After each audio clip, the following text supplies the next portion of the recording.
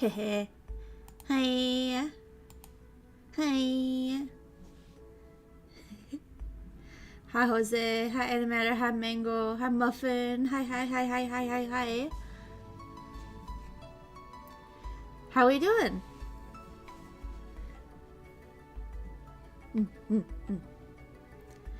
So ready for book club? Bro, me too. Play Night Rain, but I'll have you up and on the side. Gotta boost the numbers. Thank you. I appreciate you. I appreciate you, bro. Alright. Chapter 2. Sorry, I was just kind of jamming, like, to the song. I don't know if I'll get to hear it again for a while. I'd enjoy it now. Doing a good cough almost gone? Oh, fuck yeah. Good shit, good shit. Here in spirit, just playing Night Rain. I was watching some people play Night Rain a little bit. I was watching, Let Me Solo Her. I was watching him do his runs in it. I was like, is that how fast I have to go? I don't think I'll be able to play Night Rain, actually. He was just like, over here, and like, then he was there, and like, he was like, alright, we've collected everything on the map, now we just gotta wait for the boss, and I'm like, you did what now? When? Did I miss it? I had no idea that that's what Night Rain was like. Like, I know I'd seen the trailer way back whenever. I didn't quite catch on that it was just Fortnite. I didn't get that in the trailer, I guess. But yeah, it looks really neat. I might try it sometime way in the future, but yeah, right now I am pretty hungry for Elden Ring though, so that might get started soon. I haven't really craven it. I miss it. I miss that rush. I miss it when they beat me to a pulp and then I go, yes, harder, daddy. No, you're right, I just miss Blythe. Let's be real. Let's be honest. I'm wrong. Yeah. Facts though. I have been thinking about Blythe recently. I was gonna draw him a little bit, but I've been really busy doing art for like some other things, you know. But right, guys. Greetings, yes. Hello, Veilguards, yes. I still don't really have a proper intro. I should try and think harder about what my intro should be and my outro. I could just say Veilguards dismissed for my outro, but that, I don't know. That's a little boring. Well, whatever. We'll think of it. It'll come naturally, like you know, how maybe it came to me before. Just like in a dream or whatever. Whatever you're supposed to fucking say. You got one? Oh, let's hear it. Let's hear it.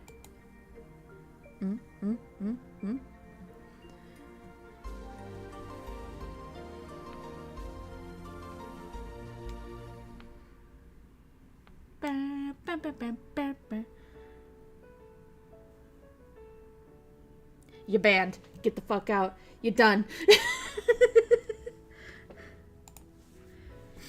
Alright, let's continue on. Chapter 1. What happened? Shion escaped from her like fucking... He got you. He really did. He really did. Shion had escaped from her private school and was riding back to Okinomiya, which is a town kind of sort of near Hinamizawa. And her bodyguard was like, careful now, if they find you here, you know, they might come for you because you're supposed to be in that school. And that's kind of where we left off. So, let's get in there.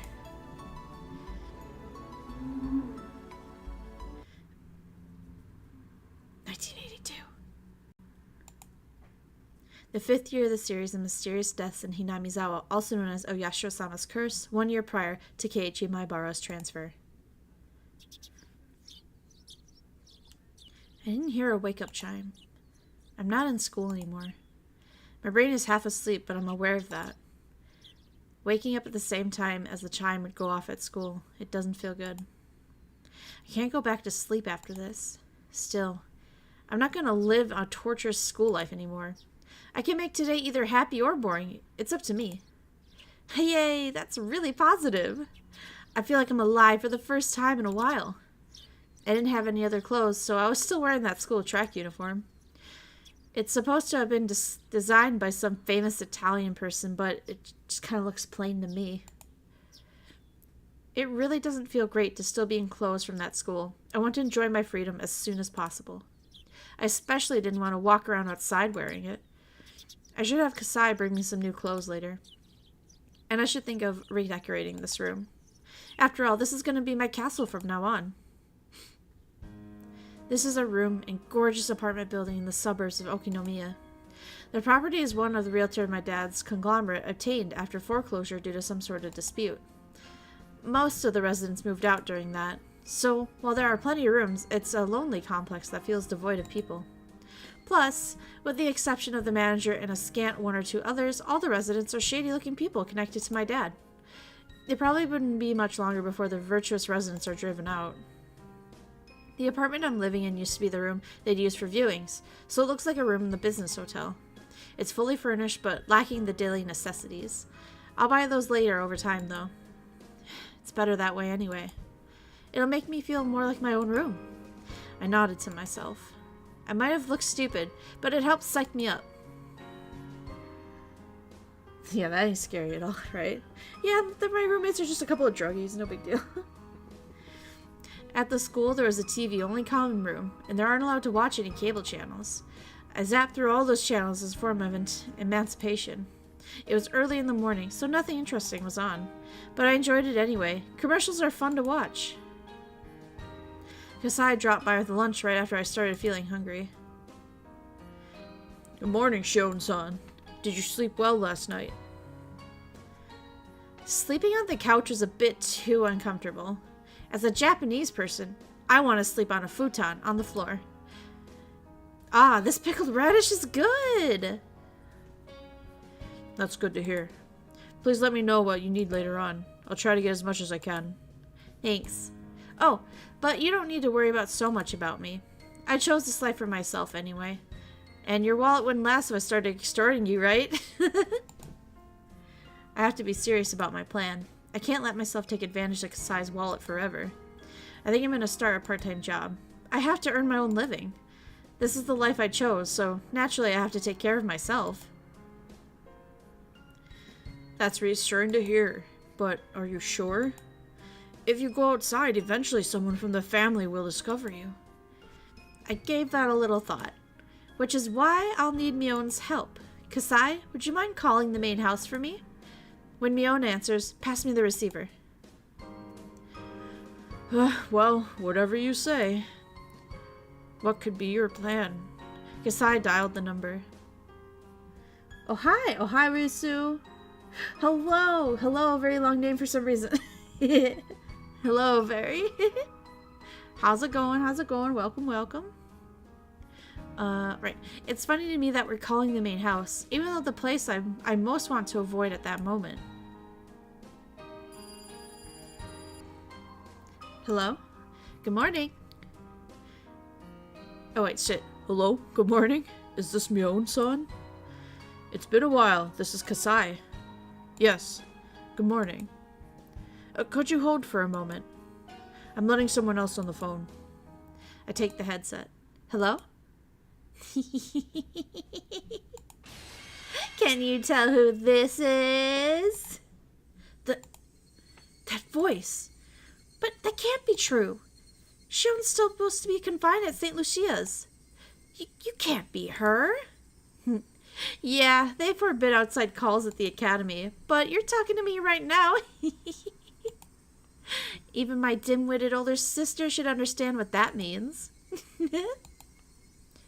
Did you sneak out of the school?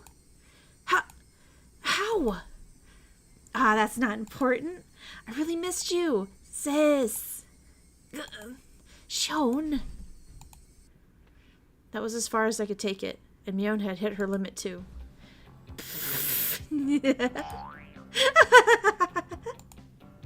We both burst into laughter, unable to keep our act. It's been a while since we laughed out loud with each other like this. Sorry for the lateness. Trying to do the last word quite difficult. No worries, no worries. Thanks for popping in. Oh, it's been forever, Shion. Seriously, what happened to you? Oh, there's not much else to it. I haven't lied or anything. Wait, you really just ran away? Oh, great job! The security wasn't tight enough to keep me locked up there. Maybe the school should be grateful you escaped quietly. If you were serious, it'd be easier for you to blow up the whole building and make your escape. Well, I couldn't have done that, but I may have set a thing or two on fire. Kasai smiled at us in amazement. His face was a blend of amusement and exasperation. Is it okay to talk to you now? Yeah, it's alright. Granny's out for a lesson. She's coming home later in the evening. Oh, that's good. We should get together and talk soon. Just over the phone for today, though, is enough. Okay. Did anybody report my escape to your grandmother? No. We've heard nothing. I passed along all the calls and guests from the main family now, so no news reaches Granny without going through me. I'm sure she doesn't know. Wow. That's awesome! You really sound like the next leader of the Sonozaki family. You know, I don't like that. You should have taken my place. You're the only one with the demon, though, aren't you? Well, keep giving it your all. I'll be rooting for you from the shadows. Anyway, that's not important now. You sound so indifferent. Well, it's okay, I guess. Well, if you hear anything about me, give Kasai a call, okay? I'd like to give you my number here, but I'll keep it a secret for the time being. Sorry. Alright. If Granny hears you fled the school, there'll be all kinds of trouble. I'll be on the lookout for now. And I'll let Kasai know if something happens. Thanks. I also have a favor to ask. I figured you would. Oh, money's out of the question though, okay? I never thought I could pester you for money. I just want to ask you for a little help with a part-time job. I see. So that's it then. What exactly do you need? We can communicate fast in a situation like this. We don't have time to get the details because we know each other's minds. Uncle Yoshiro's on our side, isn't he? I'm gonna go try and see if I can get a part-time job at one of the businesses he owns. Then, I'll call you when I know my shift. So, I just have to disappear while you're out working, right? That's a little taxing. What are you saying, sis? Are you turning down your only sister's request? Seriously? Alright. I'll do it. I wouldn't want to see how you'd retaliate if I turned you down. Thank you. I'll buy you cake from the Shackle Barthros. I'll throw in tons of pretty tarts, too. Shion. Shark Bluff closed last fall. Huh? Oh, is that so? Yeah. The owner had a stroke. He opened the store once, but he got sick again, so had to shut it down. I see. That's a shame. I won't be able to eat their Mont Blanc cakes in my heart's content anymore. I was disappointed to hear my favorite cake shop had closed down, but more so that this town had changed without me knowing while I was gone. It was kind of regrettable. Are there any other changes I don't know about? Yeah, there are some. I'll tell you when we meet up next time. Thanks. I'll tell you about my school life. Let's set a date. I'll call you. Alright, I'll see you then. Yon? What is it? How are you? Oh, I'm fine. I'm glad to hear. I'm hanging up now. Okay, see you. It's really been a while since I last talked to her. I put down the phone and heaved a sigh as Kasai brought in some tea. So how'd it go? Do you remember Uncle Yoshiro, who was in favor of me staying? I'll talk to him about my escape and ask him if I can hire me for work in one of his stores. Are you sure? Some other relative might find out. That's why I asked Sis for the favor. I'll contact her when my shift is set, and she'll disappear while I'm working. Get the picture? Kasai looked puzzled. It's not really that difficult to grasp. It's simple. If somebody finds me at work, I'll tell them I'm my own. Do you get it now? Normal people wouldn't buy this kind of plan. But Kasai knows too well how easy it is for my sis and me to trade places. That's audacious, or shrewd, I should say. I'm impressed. Is that a compliment, Kasai? Kasai looked amazed. If things go south, it'll affect him too. Considering the rules of my dad's profession, he wouldn't be able to get away with just a mere apology. That's why he doesn't want me to do anything too risky. I think I have to make it up to him, since he helped me escape even knowing the risk.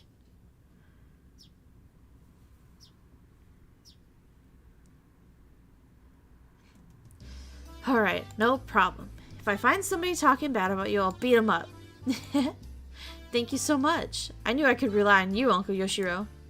Uncle Yoshiro pounded his chest with his fist after offering me his assurance. He seemed glad that I turned to him first. I'd be happy to help, since I'm so impressed that you're trying to support yourself. If you were here for money, I'd turn you and your grandmother right away. What? You're scaring me, Uncle. I knew he was reliable. He understood my situation straight away and promised to help. Manager, here's the shift chart. I'll put it here. One of the store clerks brought out our work schedule. There are many things I'm unfamiliar with written on it. So how much can you work? That depends on your respective schedules. I hope I can get in where I want to. Hey, that sounds a little irresponsible, but I know you're in a difficult situation. I'm depending on Mion for my work. Our schedules have to match. Of course, Uncle Yoshiro understood that, but I also knew he couldn't afford a selfish part-timer who only works when she wants. In the end, he decided to hire me as an office helper, not an official worker. As a temp, I wouldn't have to work a schedule. My uncle also decided to pay me out of his own pocket. Aha! It's fine as long as I can make enough to support myself. Sure. I expect to get what I'm paying for, okay? And don't call me uncle in the office, either. Alright, manager. Thanks for hiring me. Good, you get it. Once all the business talk was over, my uncle hounded me with all kinds of questions. He asked me things like, what was it like in a prestigious girls' boarding school? And so on.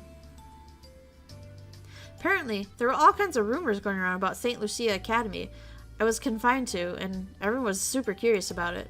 I added a few embellishments of my own as I explained how unordinary life was in that school. My uncle looked extremely delighted to hear all the little details about life in a secret garden for the girls. Horny bastard. Once my uncle was satisfied, it was my turn to ask all kinds of questions. I wanted to know if anything particular had happened while I was gone. I won't be able to act like Mion unless I can fill in the gap of the information left in the past 2 years. There haven't been many big changes. It's been quiet since the end of the dam conflict. I went to the academy only a little bit after they froze the project. There was still a bit of tension then. Even after they shut down the construction, things were still tense because the project wasn't entirely cancelled.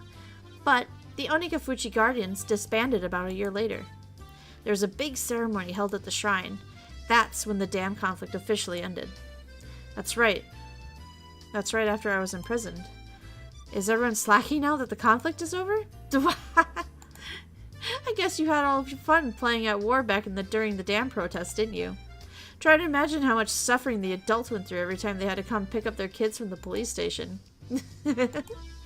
Well, I can't deny that. It was like a festival for us. Uncle Yoshiro seemed exasperated at how differently kids and adults treated that conflict.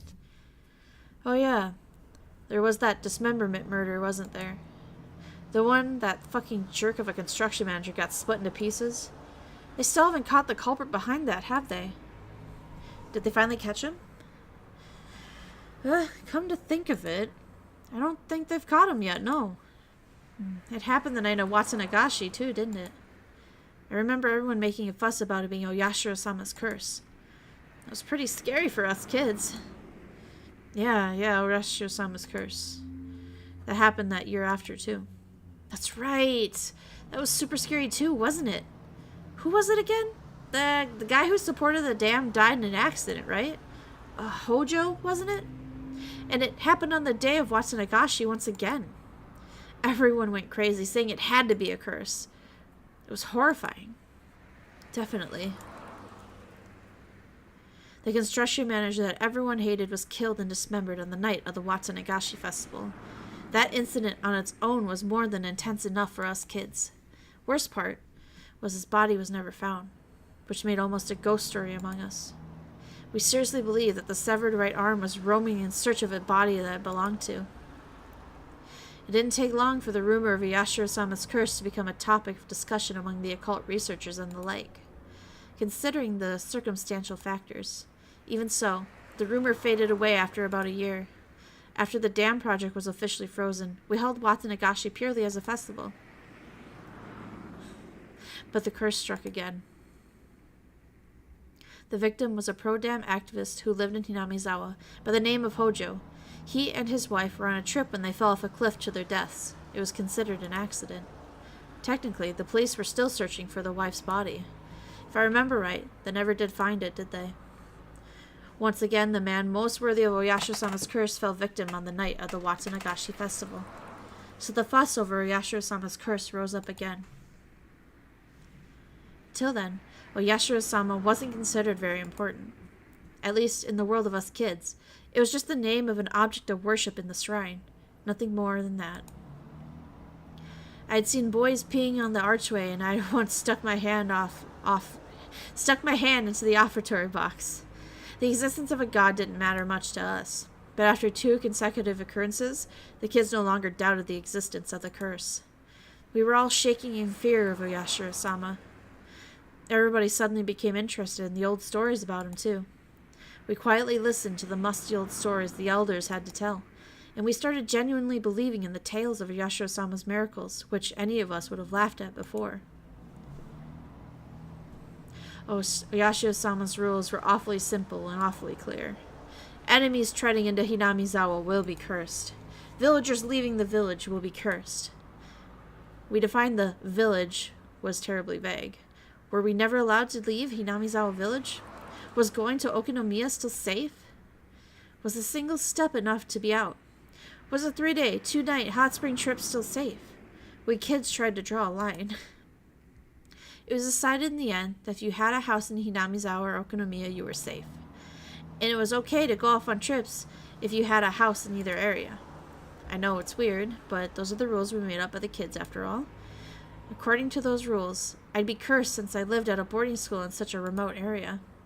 I couldn't say it out loud because I felt embarrassed. But in fact, I was a little scared of the curse. Yeah, it happened again the year after. It sure is scary when it happens 2 years in a row. I still believe in Oyashiro-sama's power. Shion-chan, what are you saying? Don't you know? No?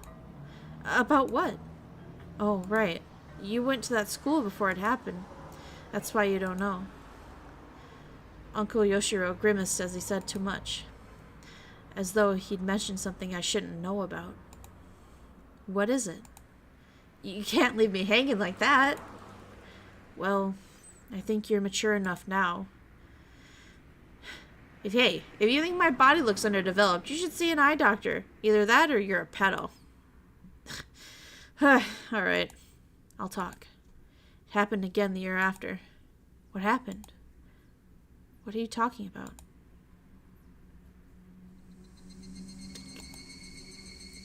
When I was very little, I always had this tick before I heard something bad.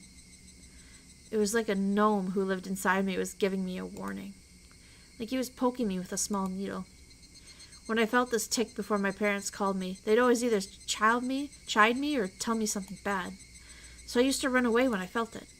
But my senses seemed to have grown dull over the years. Even though my gnome poked me, I just sat there. It happened. Again the year after the death of the Hojos. Last year, in other words. Did it happen on the day of Watanagashi? Again? 3 years in a row? That's right. You know, there's a shrine in Hinamizawa. The Furude shrine. The priest suddenly died the night of the festival. They said that cause of the death was an unknown illness. And the same night, his wife threw herself into the swamp. There was a big uproar. The mayor even had to hold an emergency meeting.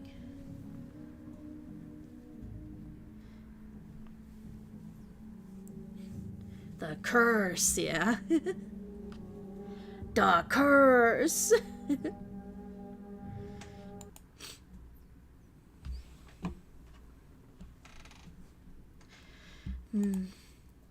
I don't think the bit about illness is true, but his death was very sudden. The priest was busy preparing for the festival and had gotten sick around the time, so I guess he died of a heart attack or something. But it's just crazy that somebody died on the day of Watanagashi again. It's the 3rd time in a row. It's unbelievable that so many people have died on the exact same day. The coroner didn't find anything unusual about the cause of death, so nobody suspected that anything was wrong. But you're right that the whole situation is abnormal. Only the people who were likely to be cursed died on the day of the festival. There must be something behind this. Whether it's conspiracy or a curse, there has to be. I decided to meet up with Mion at the library near Okonomiya train station. It's not that I don't trust Mion, but I don't want to let her know where I live. Not many people use this library, so I won't see anyone from Hinamizawa here. It's very convenient for meeting someone in secret. After we discussed my life plan and work schedule, we moved into small talk. I've been away from this town for years. Things have changed.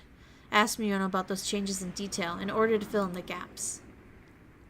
While talking about various things, I brought up what Uncle Yoshiro said to me about Oyashiro-sama's curse. Even before I left town, the curse had already been struck twice. Dismemberment of the murder of the first year left quite an impact. And the year after, the pro-dam activist couple fell off the cliff. On the day the villagers were enjoying their first Watsunagashi festival since the dam project was indefinitely frozen. This one also left quite an impact. The evil construction site manager was punished, and the next year the traitor to the village met the same fate. If it had happened only once, people would have concluded that it was just a bizarre coincidence. But when it happened 2 years in a row, people were far more likely to believe it wasn't just a curse. That it was a curse, my bad. I know up to that part. And after I left town, the curse struck again for the third time. People talked about the curse more intensely than ever, both in Hinamizawa and in Okinomiya. I have to rethink this. Oyashiro-sama's curse was drastically gained credibility while I was away. It was still unclear with the first two incidences, but after I continued to 3 years straight, people's doubts have changed into convictions. Even though the priest who died on the third year wasn't an enemy of the village, the fact that people in Hinamizawa didn't care much for him added even more credibility to the idea. Wasn't the priest hated by a few? Especially by the committee members? Yeah. They criticized him for being a fence-sitter. Toward the end of the dam conflict, the protesters were all taking aggressive stances, so they didn't like how soft he was being. The priest had looked strict and scary. The way he spoke was always so formal. But in reality, he was very warm and very reserved. Maybe it was because he was a son-in-law, having married into the family. I'm sure the priest and his personality were the perfect fit for managing the shrine that was used for summer festivals and village meetings. But that gathering spot-style atmosphere of the shrine changed completely when the dam war broke out and it became headquarters for the Onikafuchi Guardians. Prior to the dam protests, hardly anyone worshipped Oyashiro-sama. Of course, the devout elders paid worship to him, but the average person treated our god like how you treat a fortune-telling. Oh my god, these cars. Relax, Jesus. Once the dam protests began, Oyashiro-sama was suddenly hailed as a symbol of the village's resistance. Tracing the Oyashiro-sama faith back to its roots. It was an exclusive, elitist faith. They believed its members were descended from the holy ancestor, different from the masses at the foot of the mountain, that those tainted masses should never come near the village. Of course, such self-centered ideology wasn't acceptable to any more in any peaceful post-war Japan, so this doctrine was abandoned over time. Still, the idea remained, and they trudged it back up to fan the flames of nationalism and unite the town against the dam project. With the revival of those ideas, things only grew more radical by the day, and it didn't take very long for Onikafuchi Guardians to become aggressive. After that, we were in a state of war. 100 million burning as one, kill the white savages, what not but victory. Adults and kids both came gnawing at the bit, avid to repel the foreign invaders. Describing it like that makes it sound kinda awful, like a reminder of the dark times of the wartime Japan. But like I said before, for us kids it felt less like a war and more like a village-wide festival. Yet, despite calling it a festival, dissenters were treated coldly. Their heartlessness lived up to the expression wartime regime. The Hojo couple who voiced their acceptance of their dam project amidst the atmosphere were truly brave. Then, on the second year, the curse they died in an accident, and everyone believed it was Oyashiro-sama's curse without question. So they were branded as traitors and enemies of the village. The Hojo couple faced worse than just being ostracized as traitors. Everyone gave them the cold shoulder and talked behind their backs. The only person who didn't treat them as badly was the priest. While the priest never objected to the anti-dam movement, he also never objected to the Hojo couple's advocacy in accepting the government's eviction and restitution to rebuild our new lives. Those unforgivable Hojos became a slogan as the three families, especially the Sonozakis, united the village by turning them into scapegoats. They must have found it very shameful to have a fellow member of the three families approve of that, especially when it was the priest of the shrine who had become the symbol for the dam protests. As the central figures in Hinamizawa, the three families were on the backbones of the Onigafuchi Guardians, so a difference in opinion was undesirable, and the priest was never accused of anything. But, secretly, people whispered that he was a heretic, that he was unfit to serve as Yashiro-sama's priest, that Yashiro-sama's curse would soon strike him down, along with other rumors. Don't you think the priest was more mature than those around him? He was pretty cool managing to keep his head and remain neutral while everyone around him nodded fervent. I thought Mion would share my opinion when I chimed back in, so when Mion gave me a forced smile, it didn't agree with me. I was taken by surprise. If he were really mature, I think he would have cooperated with the others. He should have appeased them. He wasn't just the head priest, he was also the head of the Furude family. That was a time when all Hinamizawa needed to be united, so having one of the families who were supposed to serve as examples disrupt that harmony was... I don't know if it should be called mature. Oh my god, I have watched Higurashi on the Cry on YouTube. Oh, hell yeah. Welcome, Miku-chan. Hell yeah, nice name, nice name. It's hard for me to tell. I was taken aback. I barely managed to say the following. Even though we're identical twins, we still had our own unique identities. Every now and then our opinions differed, but usually only over some trivial matter. We've never had a difference in opinion this big. It wasn't an enjoyable feeling, so I decided to probe her some more. The anime's really good, but scary? Yeah, it's good, it's good.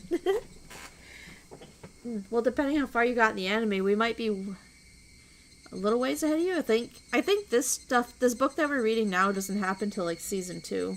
I think, if I'm remembering right.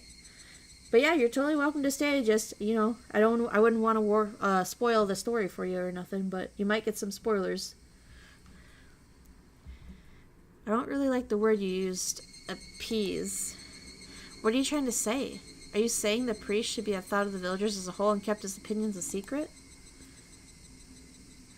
Just a fanboy of Miku? Facts. It's okay.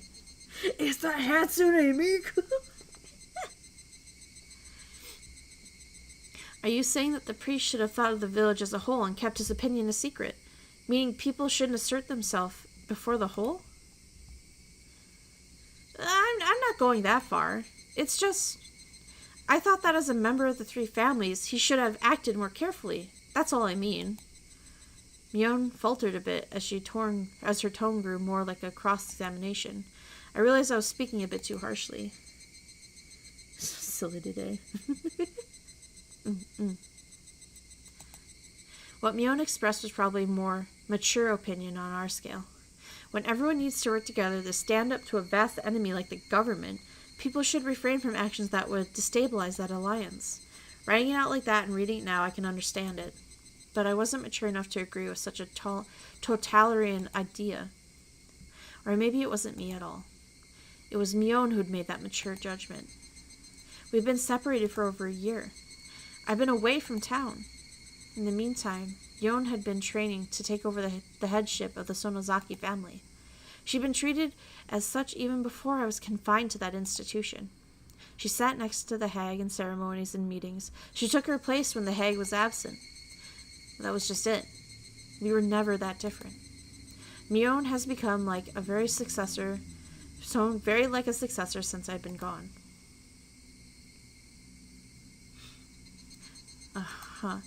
You sound like a grown-up now. She seemed to get what I was implying. Am I thinking like Granny now? That's good. You're the successor. You shouldn't think like the rest. You've definitely learned the art of ruling. I never learned anything like that. I'm just trying to act like her. You can do it easily too. I don't want to. It's your role. Well, don't try too hard or you'll tire yourself out. I didn't mean to be cold, but Mion seemed to take it that way. She smiled as if trying to pacify me. I smiled gently back at her. Sis. I mean, Mion. What? What is it? Our separation has always been tough. Our names, the places we live, and our bodies. Mion looked down with a serious face, but then looked back up. Maybe you think I'm jealous of that, but I'm not. We used to have the same disagreements, but they were always small and unforgettable. And you don't have to feel sorry for anything. Up until birth, we were perfectly equal. Right after birth, we were separated by the grown-ups' priorities. I used to get mad about it when I was little. There's no denying that. But we don't have to start a disagreement over it. Mion seems to understand what I'm trying to say. We each have our own characteristics, even though we're identical twins. Only we know the differences. We're also dependent on each other because of them. Mion seems more dependent. She always worries about me. If somebody gave her a cookie, she'd divide it in two and give me the other half. If somebody gave her candy, she'd wait until I said I was okay to eat it. On the contrary, I'm cold. I don't care about others if I'm satisfied. I put the can in my mouth right away. I'd have to empathize that I don't hate her, and I'm well aware that she loves me. We both know that. Mion must have been hesitating to put the candy to the center of her mouth, and was waiting to see if I was okay with that. Do your best, Mion. I'll do my best to Shion, too. I tapped her on the forehead with my fist lightly. Mion put her forehead against my fist as if trying to feel the warmth. She's Mion. I'm Shion. She's the successor of the Sonozaki family, and I'm just a vagabond. This isn't a distinction, but rather individuality. We shouldn't worry too much about the other anymore. We should feel relaxed, living as who we are with our own characteristics. I didn't have to say any of that out loud. We can communicate by touch, just like this. Okay. Thanks, Shion. No worries, Mion. Let's talk to each other whenever we want. Like we've always been. That'll never change, okay? Okay. Okay. Mion kept nodding with her forehead against my fists.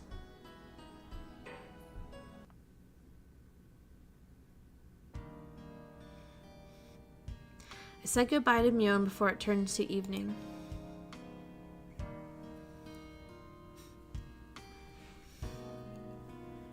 We had talked about things that happened during my time away, and I enjoyed having that chat between sisters very much. We were able to dissolve the unsettled emotions. We didn't used to do that. Maybe it's because we hadn't seen each other for over a year. Whew. It was late afternoon. My heart felt lighter now. I stretched and looked up at the sky. The sky was clear, blue, and far away. No matter how tall I grow, I'll never be able to touch the sky. I am Shion Sonozaki, a girl who escaped from the life she was forced to live. Nobody will praise me for what I did and for what I'm gonna do. But this is what I chose. Aha! I can think maturely now, too! I psyched myself up. I should go shopping for dinner. Though I have Kasai's help, I need to save money. I love junk food, but it'd be cheaper to cook. Ironically, the culinary classes from that evil school will come in handy. Why not go to the shopping district with Kami Ishiki? If I'm going there, then I'll need to take the other street. The cool breeze in the late afternoon felt nice on my skin.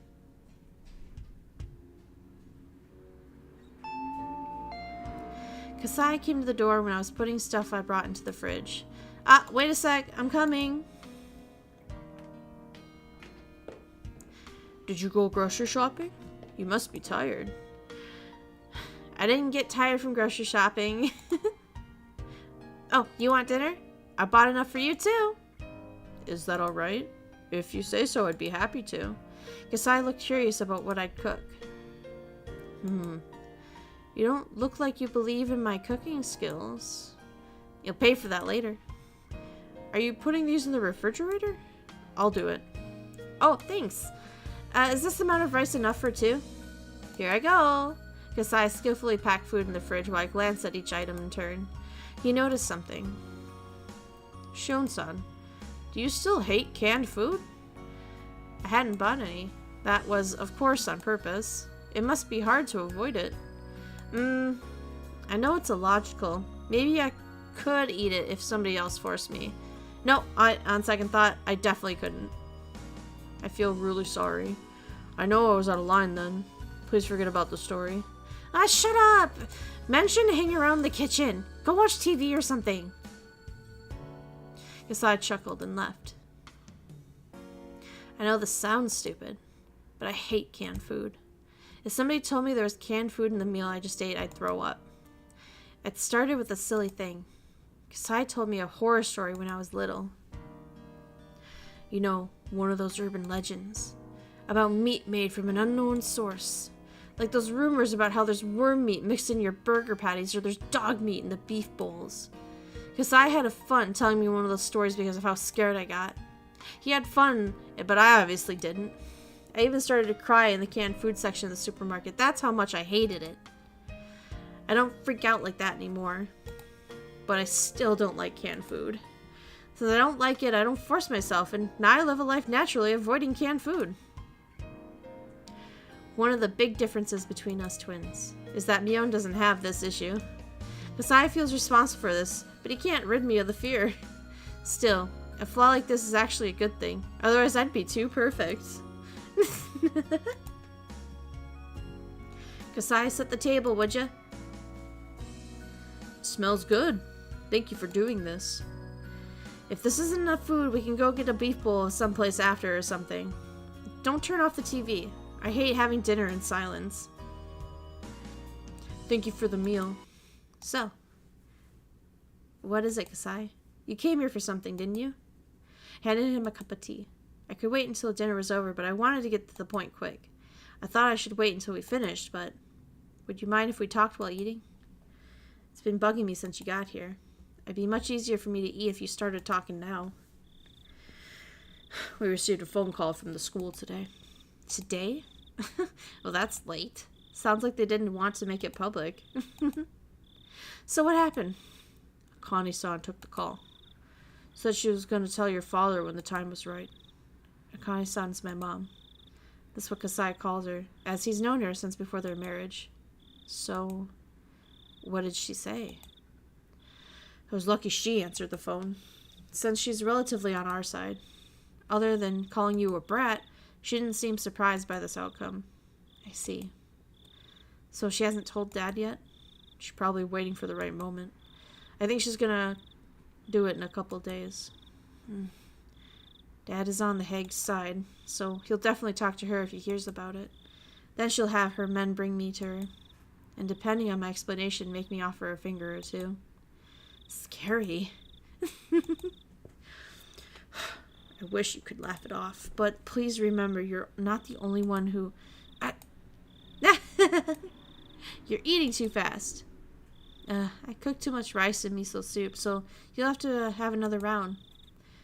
At least 3 helpings, alright? A few days later, Mion told me that the hag had heard about my escape. So, how did she take it? She was furious. She said if you were here in Okinomiya, she'd get you right away. Scary. And? Is Dad doing anything? They'll hold a family council to see if any of the family members are hiding you. So they were a Yakuza family alone? Yeah. Yeah, no. I think you got, like, confirmed in book 2 that, like, the Sonozakis run the Yakuza. Yeah.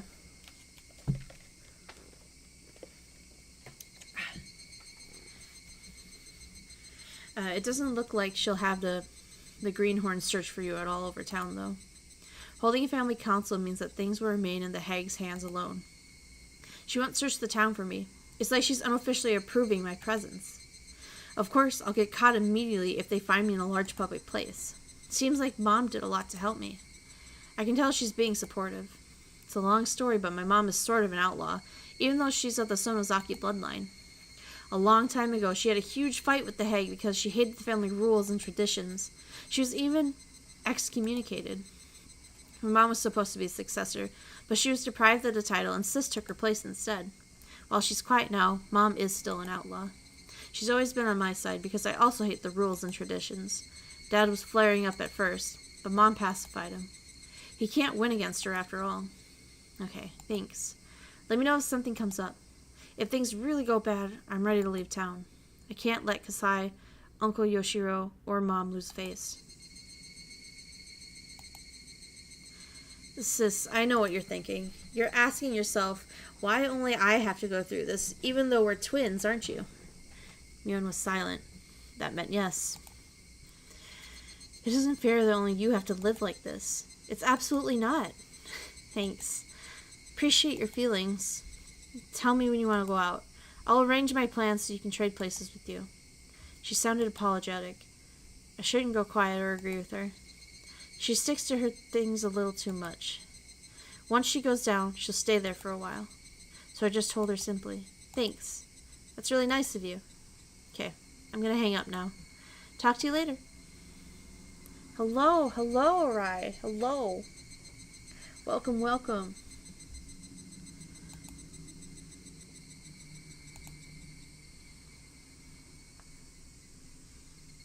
Hey, there we go. There's chapter 2 done. Chapter 2, hello sister, you reunited with your relative. Dang, Higurashi only watched the anime. Me too, before I started reading the books. Yeah, I specifically started reading the books because I was like, oh, I heard they're so much better. I hear they give you so much more than the anime. And I loved the anime, so. And also can confirm, we learned a lot. The books go a lot deeper. I like it. It's a good chapter. Yeah, little short, calm one. I ain't mad at it. Ain't mad. I can't wait till it starts picking up. Something that did click with me this chapter that I kind of wanted to stop and talk about, but like I didn't want to disrupt the flow because I was getting really into it. This is before Keiichi's there. Do you understand what that means? Do you know? You look cute too. Aw, thanks, man. Thank you. Thank you. Do you know what that means? It means that this, at least I don't quite remember this arc in the anime, if I can be 100% honest, but, so when Keiichi comes to town, the curses happen 4 times. But so far in this book, it's only happened 3 times.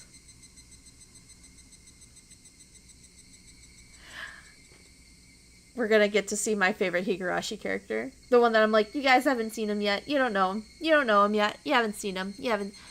we're gonna get to meet him! Oh my god! Because he's here in at this point in time. That explains the POV change? Yeah. I mean, yeah, we are definitely gonna get some POV changes, because, like, we are not gonna get answers from the paranoid Keiichi. I'm sorry. He's the next act. Bruh. Quite the detective, but I won't confirm or deny, but that is quite the astute observation, may I say. But yeah, we'll get to see my favorite character. I'm excited. I'm excited to finally see him. 5 fucking books in, we finally get to see him.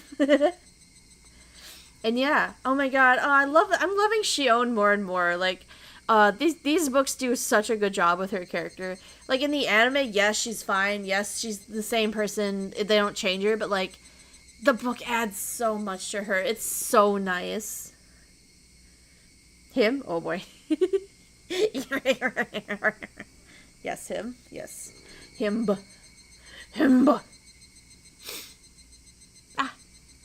yeah. I am going to wrap it up there.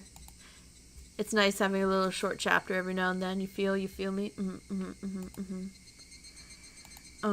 Let's see. When are we doing things next? Let me double check. I can't remember my own stupid schedule. Tomorrow night. Tomorrow night we're doing an art stream. Okay, I have it set to start at 6:30. Fingers crossed I get home in time. Like tonight I got home in time. I could have started this at 6 actually. I got off work like right on time for once in my life. So you know, fingers crossed I get home in time and we start at 6:30. If it's not, don't worry, we will stream tomorrow. I just might be like at 7ish. No rush. Himbo big bro. Little balling like a pro. Yeah, you know, I'm kind of a big deal. So yeah. Hope I can see you guys tomorrow in the art stream. We're going to be working on Vampire Checkmate stuff, I think. But, you know, if I don't see you then, I'll see you when I see you. Okay? Okay. Alright, guys. You all have a good night. A good evening. Bye-bye. Bye-bye.